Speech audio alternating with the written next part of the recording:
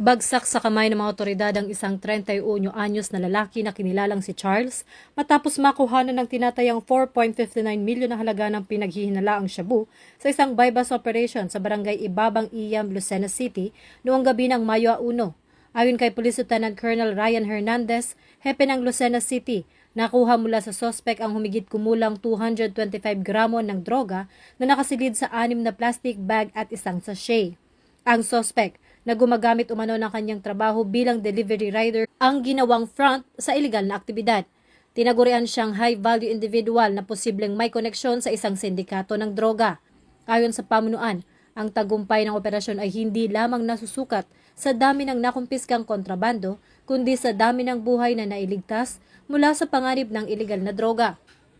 Kasunod nito, nananawagan ang kapulisan sa publiko na manatiling mapagmatsyag at huwag mag-atubiling iulat ang anumang kahina-hinalang aktibidad sa kanilang paligid.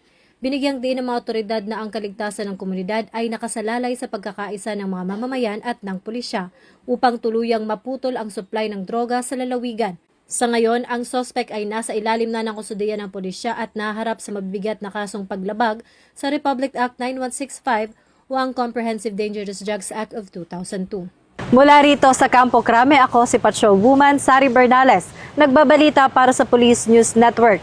At ito ang bagong PNP para sa bagong Pilipinas, serbisyong mabilis, tapat at nararamdaman.